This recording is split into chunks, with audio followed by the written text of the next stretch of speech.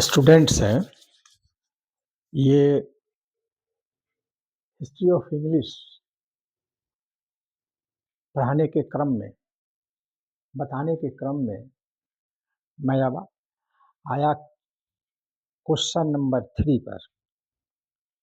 ये 3 questions, these 3 questions are very important, बहुत ही महत्वपूर्ण हैं। अभी जो परीक्षा चल रही है उसके लिए बहुत ही महत्वपूर्ण है ये। तो question number 3, what do you mean, what do you understand by received pronunciation? Received pronunciation क्या होता है, उस पर एक नोट लिखना है। रिसीव्ड प्रोनाउंसिएशन पर एक नोट लिखना है आपको। तो दोस्तों, मैंने आपको बतलाया future of English, dialect in middle English, ये 2 बतलाया। और ये इंग्लिश से कितना ज़रूरी चीज़ है, ये भाई मैंने आपको बतलाया है।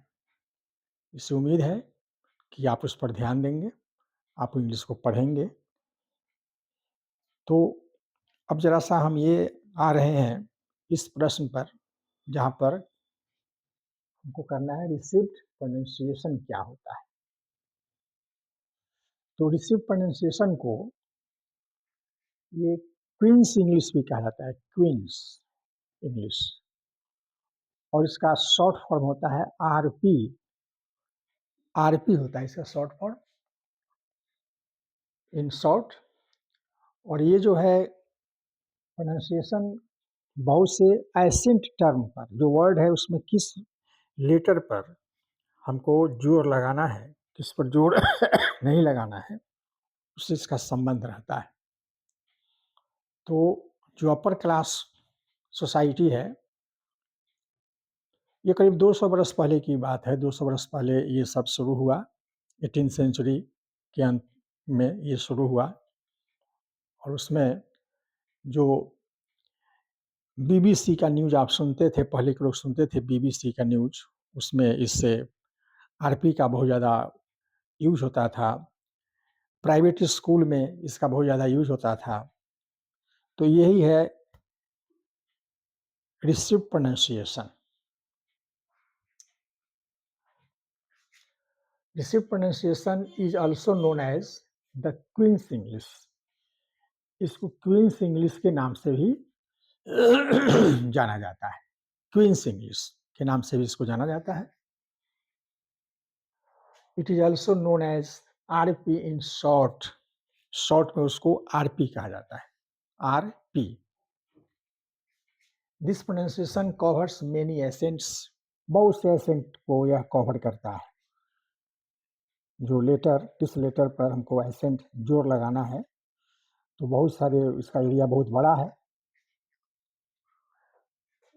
Vowel pronunciation is more useful than consonant pronunciation when we compare with regional accents.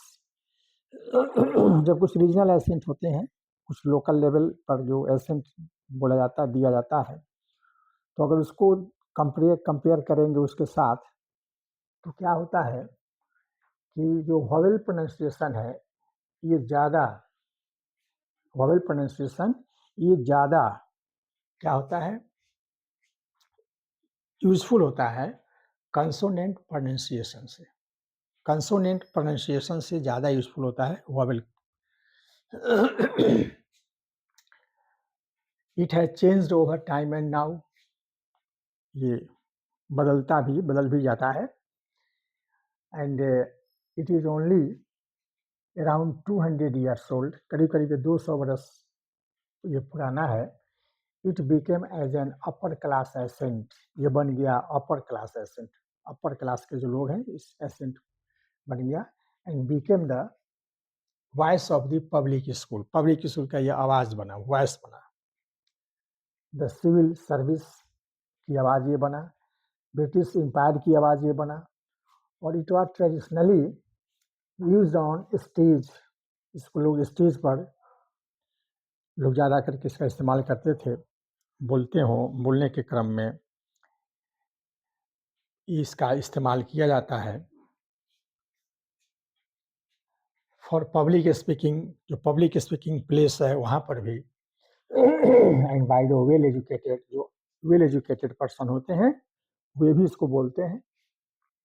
It was used by the BBC, BBC में ये इस्तेमाल होता था, and was referred as BBC English, उसको बीबीसी इंग्लिश भी कहा जाता था। ब्रिटिश ब्रॉडकास्टिंग कॉरपोरेशन इसको कहा जाता है, लेकिन अब ये क्या है, बीबीसी लेवल जो है इसको अब ड्रॉप कर दिया, बीबीसी इसको अब छोड़ दिया है। तो इस तरह से ये मेरा हुआ। तो पुनः मैं आपको एक बार और याद कराना चाहता हूँ, ये जो है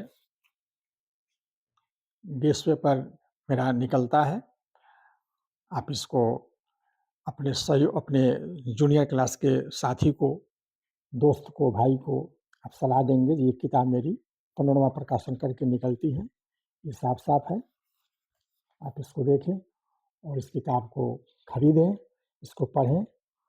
आर्ट्स सब्जेक्ट +2 की जो आर्ट्स सब्जेक्ट है, आर्ट्स में जो पढ़ाई होती है, जैसे history, political science, psychology, home science, geography, sociology की पुस्तकें हमारे प्रकाशन से निकलती है। सुजाता प्रकाशन कहें या पनोरमा प्रकाशन कहें, उस प्रकाशन से ये किताब निकलती है।